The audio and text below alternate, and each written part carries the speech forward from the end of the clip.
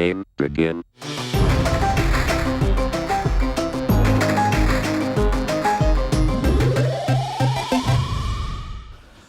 Bonjour. Alors, bienvenue pour cette super présentation système D de /dev/nul à route. Pun intended sur le /dev/nul, bien évidemment. Merci déjà d'être là, parce qu'il faut être courageux pour venir voir une conf système D en 2018, l'année de Kubernetes et du YAML. Donc voilà. Alors la première chose, je suis désolé pour tous les mèmes et tous les gifs. Voilà, désolé.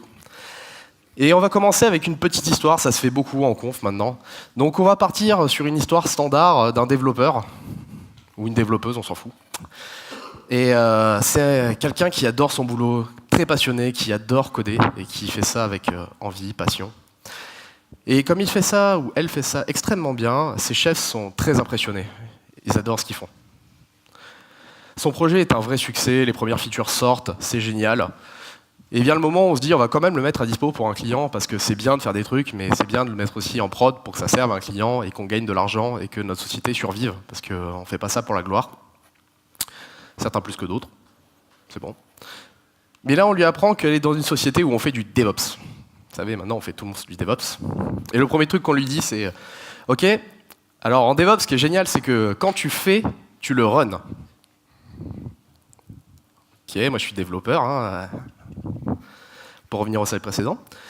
Donc il se pose la question de dire ok, j'ai mon application, mais maintenant il faut que j'en fasse un petit package et que je réussisse à l'envoyer. Bon, maintenant on fait tous des CI, on a tous l'habitude, on arrive à avoir quelque chose de cohérent. Et vient le moment où on se dit on va partir en prod avec ça. Et qu'est-ce qu'elle fait? Elle commence à dire allez, je vais partir sur du Kubernetes, un truc mode, etc. Bon, elle passe la moitié de son temps à faire du YAML. Et quand elle va voir ses ops, on lui dit non mais t'es folle ou quoi, on va pas faire du Docker. C'est quand même fou ça. Et c'est quand même compliqué parce que quand on lui dit qu'on peut pas faire de Docker, elle se retrouve à dire je dois runner sur la prod, je sais pas comment je suis censé faire. Et on lui dit va voir tes copains les sysadmins. Sauf que les sysadmins, eux en fait ils sont occupés à aller régler les autres problèmes sur la prod. Genre tous les trucs qui se passent pas bien. Et donc notre super développeur se dit je crois que j'ai gagné le gros lot. En plus je savais bien que tous les amis expérimentés du projet, s'ils m'ont dit tiens tu vas mettre en prod, en fait c'était pas pour rien. Et elle finit par se dire ok, je vais faire un script de démarrage. Vous connaissez ce super script de démarrage que vous mettez dans vos applications qu'on appelle en shell sur la prod. Bon là elle fait du shell, hein. Elle s'éclate comme au début. Et finalement, on se retrouve à avoir des développeurs qui en boucle prient pour que leurs sysadmins viennent les aider à faire ce super shell sur un truc qui va à un moment se foirer lamentablement en prod. Et on a donc une super appli avec un développeur qui était heureux de travailler, qui se retrouve à ne pas marcher en production parce qu'on ne sait pas démarrer et gérer le cycle de vie de l'appli en prod. Vous vous reconnaissez dans cette histoire? Est-ce que ça n'est pas déjà arrivé? Déjà, première question que j'ai pas faite, qui est sysadmin dans la salle? Qui gère de l'ops? Ok. Les autres, vous êtes tous devs, j'imagine, globalement? Ok. Bon, est-ce que ça vous parle? Ouais, super. Alors, ils disent oui pour YouTube. Salut YouTube, au fait. Mets un pouce bleu sur la vidéo, aide le Delfest, file de l'argent, éclate-toi.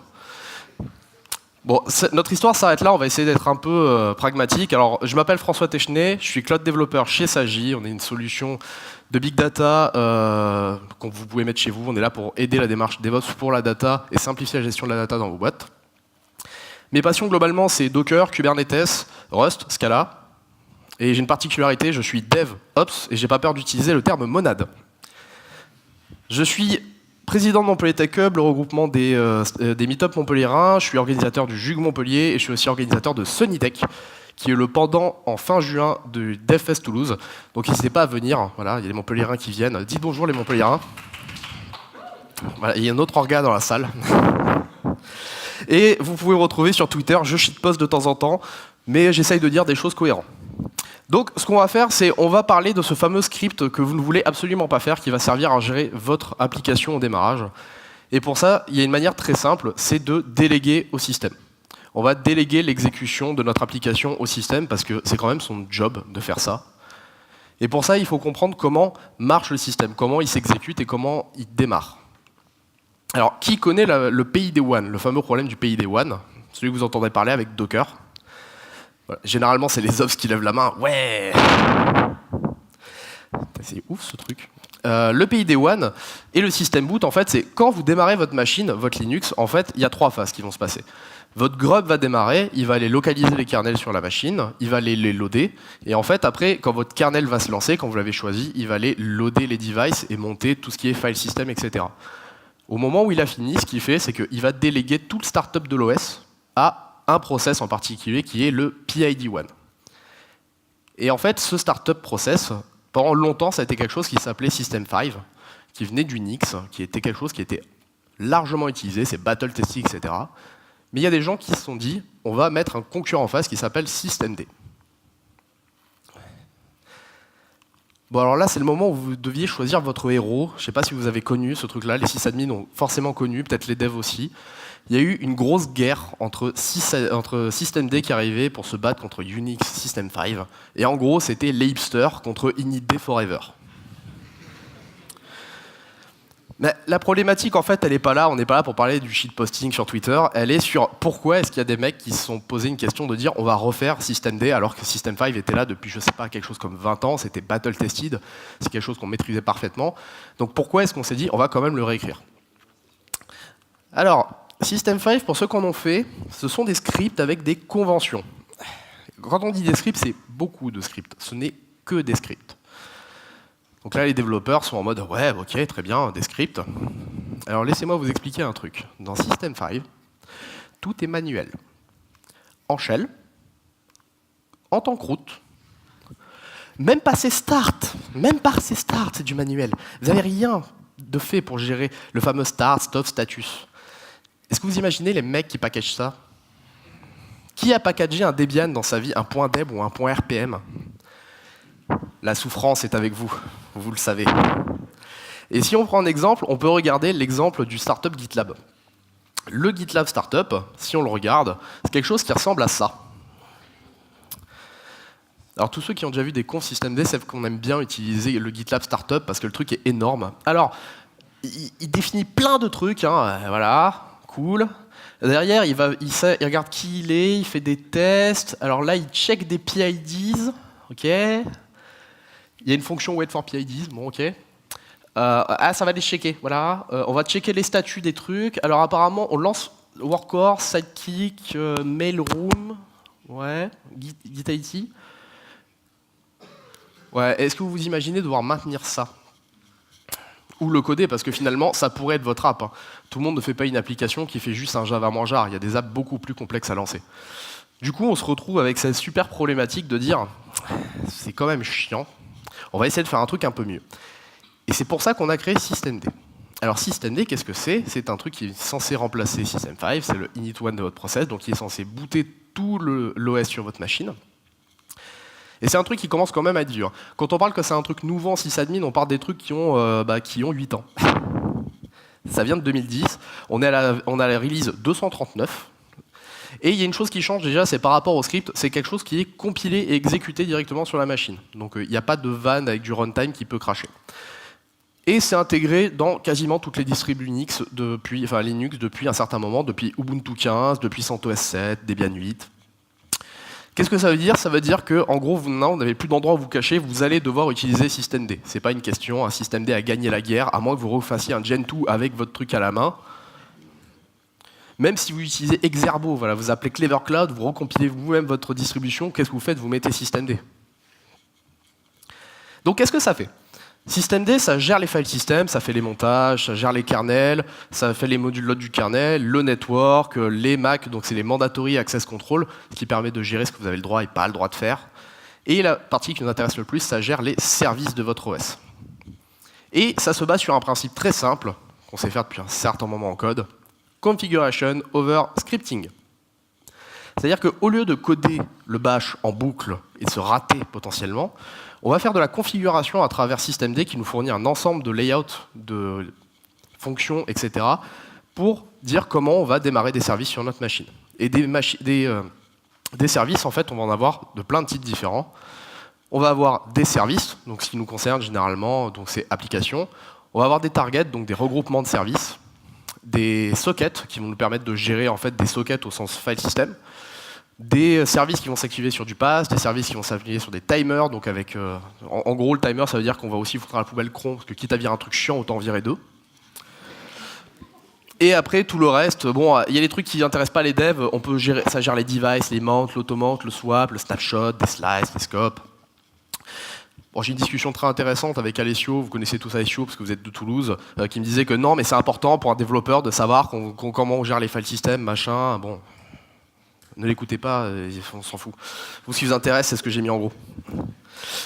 Donc on va rester sur des services en premier. Alors, un service, en gros, à quoi ça ressemble dans systemd? Vous vous souvenez de celui-là, là? Là, il est beau celui-là. Un service dans systemd, ça ressemble à ça. Donc là, j'ai mis une application, donc certes plus simple que GitLab, mais où je vais démarrer un serveur GraphQL proxy. Et il y a des choses très intéressantes qu'on peut voir dedans, comme on voit qu'il y a du requires vers du Redis, qu'on lance des choses.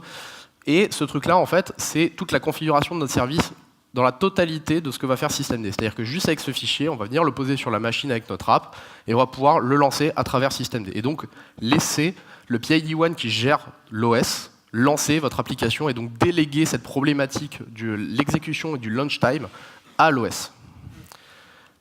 Donc on peut faire plein de choses, et notamment une gestion des dépendances. Alors ça, c'est, on va dire, la killer feature de systemd. Parce qu'en fait, quand vous regardez ce que fait le script de GitLab, cette espèce de monstre bash qui fait 500 lignes, la seule chose qu'il fait, c'est vérifier que des choses existent ou sont déjà lancées sur la machine. Est-ce que Redis existe? Est-ce que Postgre existe? Est-ce qu'il est déjà lancé? Etc. Et en fait, systemd, il sait déjà le faire pour vous, ce truc-là. Lui, ce qui vous permet de définir, ce sont des dépendances que vous avez avec requires, wants. Vous pouvez même gérer à savoir est-ce que vous voulez lancer avant, après, en utilisant after, ou before. La différence entre wants et requires, c'est que requires, c'est une dépendance forte. Ça veut dire que là, dans le cas de mon application, je requires Redis et je wants notify failed. Ça veut dire que je dépends d'autres services dans mon OS. La grosse différence, c'est que requires dit, si jamais je n'ai pas Redis, mon application ne peut pas démarrer. C'est-à-dire qu'elle va cracher. Si je n'ai pas Redis installé sur la machine, ou qu'il n'est pas lancé, je ne peux pas démarrer mon service. Le want, c'est juste pour dire, j'aimerais bien un service, s'il n'est pas là, c'est pas très grave. Vous avez la gestion aussi de la configuration. Donc tous les fameux trucs qu'on faisait avec des fichiers d'environnement, etc., tout ça peut être géré par systemd. Et ça vous fournit, comme vous allez pouvoir le faire, avec variable d'environnement, working dir. Vous pouvez définir aussi que vous allez ch-router, vous avez plein d'options. Ça gère le failure management aussi. Là, on voit que typiquement, je définis que si mon service tombe, il doit être restarté. Si il est starté, il est tombé parce qu'il y a une failure. S'il est stoppé manuellement, on s'en fiche. On va essayer de le restarter toutes les 4 secondes. Et s'il y a quelque chose qui ne se passe pas bien, je vais appeler un autre service sur ma machine qui est notify failed, qui peut envoyer un truc sur PageDuty pour envoyer un truc.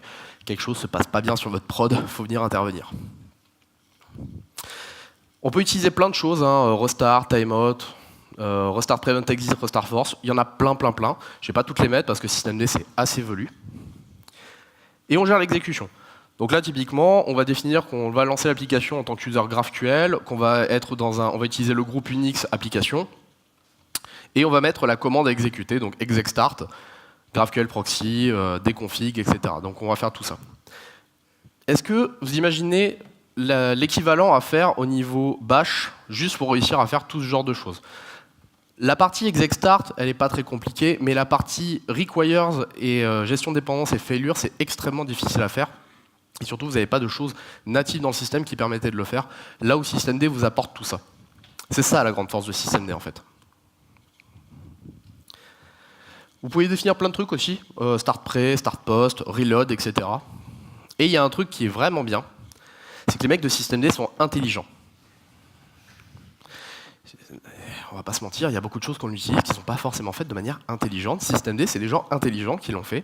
Et quand vous voyez les wants, vous vous dites « Ok, c'est cool, mais ça peut vivre ce truc-là. Est-ce que j'ai vraiment besoin de redémarrer à chaque fois que j'ai une dépense qui se rajoute dans mon système ?» Eh ben non. On a des systèmes de drop-in. On peut venir configurer à travers le système, à côté de là où on vient mettre la configuration, un dossier dans lequel on peut venir mettre des liens symboliques en disant bah en fait, si c'est mon unit.want, c'est un dossier, à chaque fois que je vais venir créer un lien à l'intérieur, je vais rajouter une dépendance automatique de type want ou de type require, ce qui nous permet de venir dropper des dépendances sur le système. Si jamais mon application demain elle a besoin d'un nouveau service parce que je ne sais pas, on rajoute un nouveau système de monitoring sur la prod, etc., on peut venir dropper tout ça ultra rapidement sans avoir besoin de demander au dev repackage ton unit. Donc ça, c'est ce truc super cool de systemd.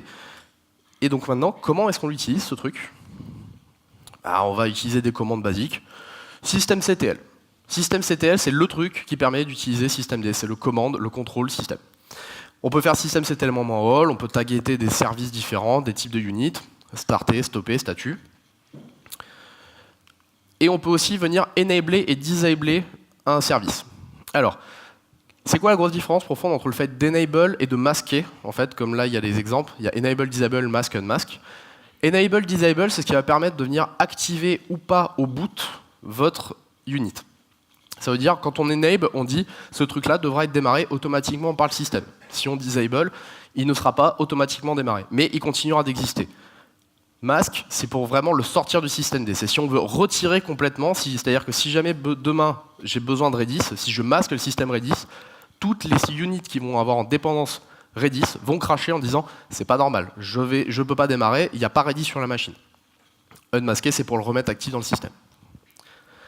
Alors, pro tips, pour ceux qui veulent se mettre à systemd. Tout est in-memory configuration. C'est-à-dire qu'en fait, vous avez changé votre fichier, vous essayez de lancer une commande d'enable, etc. Ça ne marche pas parce que tout est chargé en mémoire. Il y a une commande pour ça. Pensez toujours à faire un systemctl daemon reload.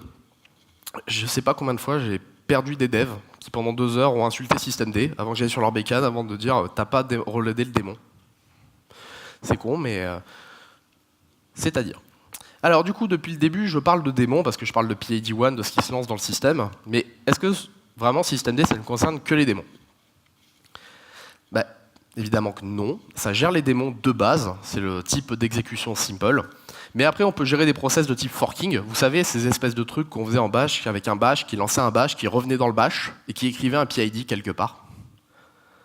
Ça vous parle pas, ces trucs que vous lancez, vous savez pas comment, par magie, le truc se retrouve en foreground, et vous avez quelque part un PID file qui tourne, qui vous a donné le PID. Ça, c'est le type forking. Donc on s'est dit, on va quand même garder les trucs, parce qu'on aime bien faire des trucs crades, et quand on fait des trucs crades, on aime bien continuer à en faire, notamment sur le sysadmin. J'adore les sysadmins, ne vous inquiétez pas. Les one-shots, donc ça c'est les commandes qui ne sont pas censées tourner en tâche de fond, vous le lancez, elle s'exécute, elle est censée pas cracher, donc c'est-à-dire pas renvoyer exit code 0.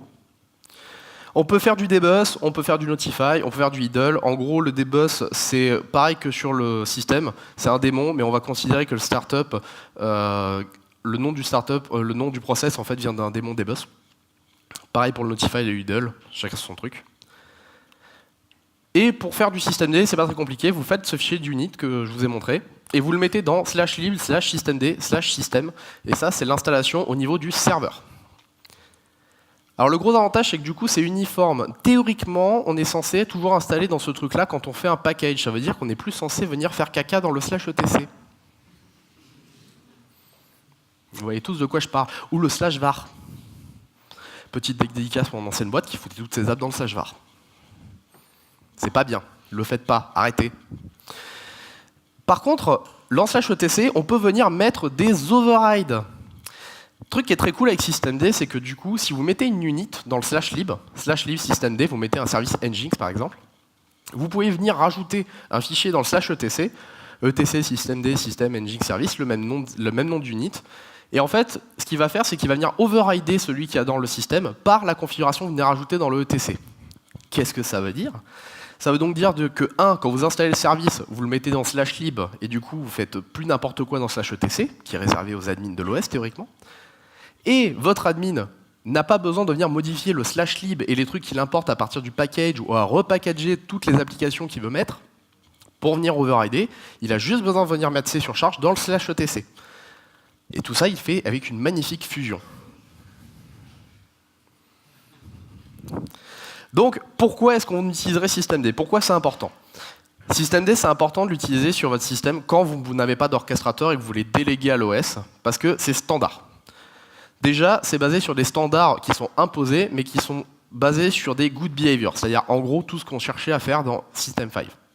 Si vous regardez tous les scripts System5, ils ont tous la même gueule en bas, avec le gros while qui va parser les arguments et dire « Ok, qu'est-ce que je fais quand je fais start, status, stop ?» Donc on a juste enforcé des goûts de pratique. C'est déclaratif, donc on n'a pas besoin de venir recoder des choses et les tester. C'est portable. C'est con à dire, mais c'est ultra important. Quand vous faites une unit systemd, tous les systèmes compatibles systemd pourront utiliser cette unit-là pour la distro. Donc en gros, vous donnez distro portable. Vous n'avez plus besoin de repackager chaque script de démarrage parce que sur CentOS, l'application va venir s'installer dans / quelque chose bidule parce que vous avez besoin de venir mettre un script particulier à tel endroit du file system pour démarrer, etc. Bon, est-je que déjà je vous ai convaincu avec ces trucs-là et avec l'extensibilité, avec les overrides ou pas? Ouais, ok. Ouais, bon, je sens que vous en voulez toujours plus. Sachez qu'il existe aussi un truc génial, c'est le systemd par utilisateur. Quand vous avez un systemd, vous avez systemctl, en fait, il parle au démon systemd de la machine. Mais chaque utilisateur connecté a son propre démon systemd, et vous pouvez donc installer des scripts, vous pouvez donc installer des units pour chacun des systèmes avec un scoping user dans le répertoire utilisateur. .local share systemd user ou .config systemd user. Et en gros, pour utiliser cet ensemble, vous avez juste à faire systemctl -user et vous parlez au démon systemd de votre utilisateur. Donc vous pouvez venir vraiment installer des choses, des units systemd pour l'utilisateur. Ça veut dire que vous pouvez aussi venir installer des applications juste pour l'utilisateur et avoir son script qui tourne que pour lui. Les templates. Alors ce n'est pas forcément une mauvaise idée. Il y a deux manières de faire du template dans le systemd. C'est soit vous générez des units et vous les mettez dans /run systemd system, ça a été prévu pour. C'est-à-dire qu'en gros, vous pouvez avoir des units qui génèrent elles-mêmes des units. Ça ressemble beaucoup à ce que faisait System5, hein, on est d'accord, on peut le faire. Il y a des gens très bien qui le font, je vous déconseille, vous, en tant que développeur, de le faire. Vous n'avez pas grand intérêt. Par contre, un truc qui est super intéressant, c'est le fait qu'on puisse utiliser des units de type at, dans lequel en fait ça nous donne accès à du templating et de pouvoir lancer des choses en contextualisant une unit. Typiquement, moi si j'ai fait ça sur ma machine, j'ai un service VPN at qui me permet de lancer mon VPN et en fait à l'intérieur je peux lancer VPN at sagi.service qui me permet de charger une configuration particulière dans le cas où je suis en configuration sagi. Je peux me mettre aussi dans une configuration pour un autre client, etc. Ça me permet de switcher mes confs de VPN. Donc on a le templating qui peut être fait comme ça. Chose très cool qui vient avec systemd, quand systemd s'installe sur votre machine, il est toujours accompagné par son meilleur ami, c'est journald. Parce que journald vous permet de récupérer toutes les logs de tout ce qui tourne dans systemd. Qu'est-ce que ça veut dire? Ça veut juste dire que maintenant, quand vous lancez quelque chose avec systemd, vous n'avez pas à vous poser la question de où dans le file system le truc va aller cracher. Qui a passé 1 heure à chercher où étaient les logs de Nginx sur sa distro? Voilà. Maintenant, vous avez juste à faire journalctl pour avoir toutes les logs du système, -u si vous voulez targeter une unit particulière, et vous avez des trucs très cool comme -sin yesterday. Vous n'êtes pas obligé de calculer à partir de combien en UTC ça fait de différence par rapport à ce que vous voulez faire. Et vous pouvez combiner plein de choses, voir des journaux en live coding, ou dire je veux les logs d'un démon, d'un binaire en particulier. Donc tout ça, c'est ultra cool et ça fait que systemd, c'est vraiment, vraiment excellent. Bon, alors ce qui est bien, c'est que là, je vous ai parlé juste des services. Donc en gros, comment on démarre une app, ou un démon, ou une application. Mais au début, je vous ai parlé qu'il y avait plein d'unités qu'on pouvait mettre dans systemd. Et ça, c'est ce qui fait encore plus fort, c'est toutes ces unités qu'on peut rajouter en plus. Par exemple, target. Target, le principe, c'est que c'est une unité que vous mettez sur votre système, mais qui va permettre de manager un ensemble d'autres unités, et ça va permettre de faire du dependency management super facilement. Par exemple, dans votre entreprise, je parie que vous avez un truc qui consiste à venir installer toute la suite technique de l'application sur chacun des serveurs. Sonde pour le NIX, vérification que la SUP elle va bien, installation des sondes pour la SUP, installation de l'outil de monitoring, installation du paquet de transfert qui va renvoyer tout ce qui va bien de votre OS vers le système centralisé de la boîte, etc. Et après, vous venez installer les applications. Un des trucs qui est très chiant, c'est que du coup, votre app en dependency management, elle va dépendre de chacun de ces outils. Si on reprend l'exemple de la Redis et de la Postgre, si on reprend une application dans un cadre d'une entreprise, on va avoir notre application qui va avoir besoin de Prometheus, Telegraph, etc. Et ces trucs-là peuvent évoluer dans le temps, on s'en fiche. La notion de target, c'est fait pour gérer ce genre de choses. Ça permet en fait de définir, ok, je vais créer un truc, ça s'appelle une target. Je peux la créer par le nom de mon entreprise. Et à l'intérieur, en fait, ce que je vais faire, c'est que je vais lui rajouter un dossier de wants et de require, dans lequel je vais mettre des liens symboliques vers d'autres units, ce qui va me permettre de lancer au démarrage du système tous les tools de mon entreprise instantanément et de permettre à toutes les applications métiers de venir dire j'ai besoin de la stack entreprise sur ma machine. Si quelque chose ne se passe pas bien à l'intérieur, si la sonde n'est pas présente, je vais cracher.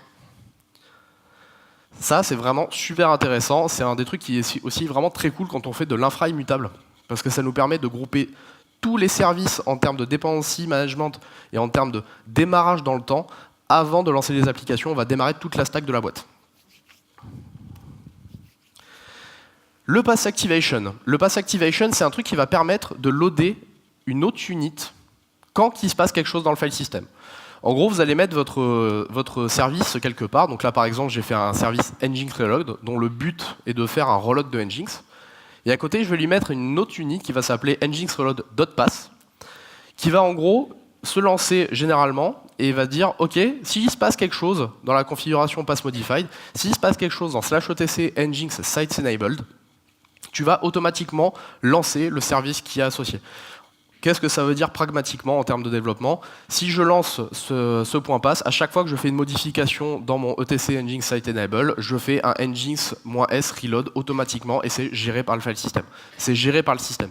C'est pas moi qui vais devoir reloader manuellement la conf. Et vous pouvez imaginer ça pour tout ce que vous voulez. On peut faire la même chose sur des sockets. Quand on le fait sur un pass, on peut aussi le faire une socket parce qu'en Linux, tout est fichier. Donc en fait, une socket, c'est pareil qu'un pass. Cas concret, Docker, sur la plupart des distros maintenant, avec systemd, utilise un point socket. C'est-à-dire que le démon Docker n'est pas lancé au moment où vous lancez votre machine. Enfin, si vous le configurez comme ça.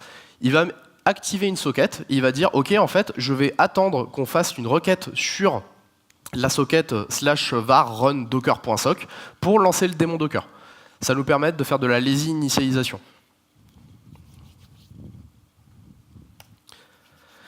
Alors il y a un autre truc qui est vachement bien, c'est les C-groupes. Systemd est intimement couplé aux C-groupes. Qui connaît les C-groupes? Cool. Qui en a vraiment fait? Alors c'est bien parce qu'en systemd, on apprend à utiliser les C-groupes de deux manières. Excusez-moi, je suis malade en fait. Les C-groupes, ça permet deux choses. Taguer et faire de la resource limitation. Ce qui est marrant, c'est qu'on parle tous de la deuxième, alors que c'est celle qui est la plus foireuse la plupart du temps. Mais on parle rarement de la première. Ce qui est super intéressant, c'est qu'en fait, on peut faire des units de type slice qui en fait vont permettre de taguer un ensemble de services dans une slice C-group en fait, et de dire tous ces trucs-là vont aller se mettre dans la même slice, donc dans la même ressource, le même nom C-group, ce qui va me permettre à terme de faire une limitation, une resource limitation pour un ensemble de process qui sont tous tagués de la même manière. Exemple concret, je reprends l'exemple de ma stack entreprise. J'ai ma target entreprise avec tous mes systèmes, etc. Je les mets toutes dans la même slice, dans une slice monitoring par exemple. La slice monitoring, ça me semble cohérent que si jamais elle commence à partir parce que quelque chose ne se passe pas bien, que vous limitiez l'utilisation du CPU et de l'IO dessus, parce que vous n'avez pas envie que votre monitoring fasse cracher les applications qui tournent dessus. On est d'accord? Du coup, ça, c'est un type d'utilisation qu'on peut faire avec les slices, avec systemd. On peut regrouper un ensemble de services dans un même slice et dire, OK, je vais appliquer une ressource limitation dessus. Bon, alors après, comme je disais au début, device, mount, automount, swamp, snapshot, scope. Alors déjà, je ne vais pas en parler parce que je ne les maîtrise pas moi-même. Je suis dev quand même à la base. J'aime me faire mal, mais pas tant que ça. Et après, tout simplement, je vous encourage à aller voir ce genre de choses si jamais ça vous intéresse. Et surtout à venir me le dire sur Twitter, ça m'intéressera aussi. Je prendrai votre expertise. Bon, alors systemd, il y a un autre truc qui est super cool, c'est que là, j'ai parlé de systemd. Mais en fait, systemd, c'est un truc qui vient avec une galaxie d'outils autour de lui. En fait, systemd, on a tendance à dire que c'est un gros monolithe par rapport à ce que faisait avant System5, parce que System5, en fait, finalement, il ne faisait que lancer d'autres scripts. Alors là où systemd fait beaucoup plus de choses automatiquement. Mais en fait, il y a énormément de choses qui viennent à côté qu'on peut installer. Donc en fait, on a vraiment une galaxie d'outils, et je vous encourage vraiment à aller creuser dedans, surtout si votre OS est en systemd, parce que vous avez plein d'outils en fait à l'intérieur pour venir travailler avec. Le premier, c'est systemd Analyze. Systemd Analyze, c'est celui que vous devez apprendre à utiliser quand vous êtes développeur. Pourquoi? Pour la quatrième commande qui est ici. Systemd Analyze vous permet de vérifier le temps de boot sur votre machine, de faire un blame pour savoir qu'est-ce qui prend le plus de temps au démarrage de votre machine, ou de faire un graphe de dépendance. Vous savez, ces fameux graphes en dot machin qu'on a, qui font du A4, enfin du A3, qu'on ne peut pas utiliser, mais qu'on aime bien avoir quand même. Mais ce qui est vraiment cool, c'est le quatrième, c'est Systemd Analyze Verify. Systemd Analyze Verify, ça va vous permettre de faire vérifier à Systemd est-ce que la configuration que vous allez lui donner, elle est valide. C'est-à-dire qu'en fait, il va analyser le truc et vous dire là, il y a un truc qui ne marche pas. Ou alors, ça devrait marcher. Parce que quand on commence à travailler avec, en tant que développeur, on a tendance à faire le truc. Déjà oublier Systemd daemon reload, donc on oublie. On se fait taper dessus par le sysadmin, on finit par rentrer, mais à chaque fois, on finit par reloader pour faire un start, pour voir que ça ne marche pas, etc. Cette commande va vous faire gagner un temps incroyable. Et est très simple à utiliser, vous faites un verify, vous donnez le nom d'init, paf. Les C-groupes, vous pouvez les voir en faisant un Systemd CGLS. En gros, qu'est-ce que ça fait? Ça vous fait un bel arbre dans lequel vous voyez toutes les slices de votre programme, tous les groupes qui ont été tagués et tous les process qui tournent à l'intérieur. Vous pouvez aussi voir, vous pouvez faire un top par contrôle groupe, donc CG top. Ça, c'est vraiment aussi super pratique si vous commencez à faire de la resource limitation, parce que qui a fait de la resource limitation ici? Ah, c'est bon, il y en a un qui a levé la main, il y en a un autre qui s'est fait du mal, enfin qui a essayé. Je pense que tu as le même problème que moi, c'est j'ai fait une resource limitation, c'est cool. Comment je vérifie qu'elle marche? Je fais un top, mais ma top, il prend toute ma machine, donc je dois isoler par process, prendre des métriques, vérifier, enfin. CGTop, ça nous permet de vérifier, de faire un top, mais sur un sous-ensemble de contrôle groupe, et donc de valider que ce qu'on est en train de faire marchote au moins. Systemd 4. Vous vous rappelez quand je vous disais que Systemd il vient toujours avec son petit copain journal D? Ben en fait, il y a un truc qui est cool, c'est de se dire que si jamais je veux outputter une commande, généralement, plutôt que de l'envoyer dans un fichier et de jamais le retrouver, avec Systemd 4, en fait, je peux prendre l'output de n'importe quel programme et l'envoyer dans journal D. Ça va me permettre en fait de venir loguer tout ce qui sort en output de n'importe quelle commande de mon système et venir après l'utiliser dans journal D et avoir un truc vraiment standard. Sachant que journal D peut aussi lui-même être couplé avec syslog, etc. Et vous pouvez faire ce que vous voulez avec. Vous avez aussi Systemd run. Alors Systemd run, c'est pour tous les mecs qui ont fait du no-up sur la prod. Bon, on est tous d'accord qu'on ne devrait pas faire un SSH sur la prod. Mais vous avez tous connu ce moment où on vous appelle à 2h du matin et vous avez un bug en prod et vous finissez par lancer un script dégueulasse que vous avez codé à l'arrache et que vous lancez et qu'en plus vous oubliez de le no-up et du coup vous coupez votre session, vous dites c'est bon je vais dormir et on vous rappelle 30 minutes après parce que votre fixe en fait il marche plus parce que votre script il s'est arrêté quand vous êtes délogué de la session. Systemd run, c'est un truc qui vous permet de lancer en fait une commande à travers Systemd. Donc déjà de ne plus l'associer à votre démon SSH, mais surtout à faire en sorte qu'il soit géré par Systemd. On est d'accord que l'idée c'est de lancer des apps, mais aussi des scripts à travers Systemd. Si on peut tout déléguer à l'OS, c'est encore mieux. Et ça, c'est qu'un ensemble d'exemples. Voilà un petit passage de tout ce qu'on peut trouver en Systemd quelque chose. Systemd as password, delta, detect virt pour savoir si vous êtes dans un conteneur ou dans une machine virtuelle ou dans rien, escape, machin. Et au milieu, il y en a un qui attire particulièrement mon attention. C'est Systemd nspawn. Systemd nspawn, c'est un truc qui permet de runner des conteneurs en utilisant Systemd à l'intérieur. Alors, qui connaît Quentin Adam ici? Ok, pas mal de monde. Est-ce que vous l'avez entendu, est-ce que vous l'avez déjà entendu cracher sur la gestion du PID1 dans Docker? Ok, alors il crache souvent sur la gestion du PID1 dans Docker, parce que Docker, ce qu'il fait, c'est qu'il me lance un conteneur, et en fait, il prend la commande que vous lancez, et il la balance en PID1. Sauf que le rôle de PID1 dans un système Linux, c'est de venir gérer les process, et notamment de venir nettoyer les autres process, que fait très bien Systemd. La logique de Systemd, c'est de venir dire on va lancer un conteneur, sauf qu'au lieu de lancer juste votre application, votre process comme étant le seul process et le PID1 de votre conteneur, on va lancer Systemd à l'intérieur, et ça va permettre de faire une gestion optimisée et logique de ce qui se passe à l'intérieur de votre conteneur, ce qui vous permet aussi donc de lancer plusieurs process dans votre conteneur, théoriquement. Information intéressante aussi, Systemd nspawn est la solution qui par défaut est bundlée et utilisée par RKT. Le concurrent à Docker, Rocket, RKT en fait utilise Systemd nspawn en dessous. Bon, je vous ai mis pas mal de choses là normalement, c'est un peu bourratif ce que j'ai mis. Donc en gros, pourquoi Systemd for the win? Bon déjà parce que vous n'avez pas le choix. Si vous ne faites pas du Ubuntu 14, en gros, si vous n'êtes pas en train de garder un système dégueulasse avec moult veilles de sécurité ouvertes, vous êtes déjà en système D. Donc, tant qu'à y être, apprenez à utiliser cet outil qui est quand même vachement intéressant et vachement performant. Il y a énormément de choses à découvrir. Pour vous donner une idée, il y a une vidéo de la Devoxx University fait par Quentin et par ThePag, donc Pierre-Antoine Grégoire, si je me souviens bien, qui est la personne qui fait le Vox Day Luxembourg, qui ont fait une université de 3 heures cette année sur le système D. Donc il y a énormément de choses à apprendre sur le système D, c'est vraiment ultra intéressant et vous vous doutez bien que le PID1 qui gère tous les process de Linux sur vos bécanes, notamment au serveur de prod, a vachement plus d'interactions que ce que je viens de vous présenter. Par contre, il y a plein de docs, mais c'est du man. Bon, en gros, qu'est-ce que ça veut dire? Ça veut dire que moi, je ne l'ai pas lu. Je cherche ce qui m'intéresse à l'intérieur. Mais rien que faire ça, c'est super intéressant.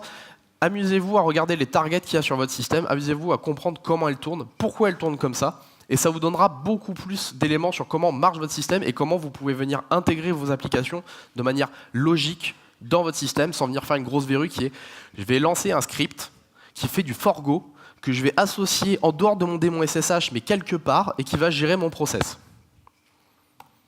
Merci à tous.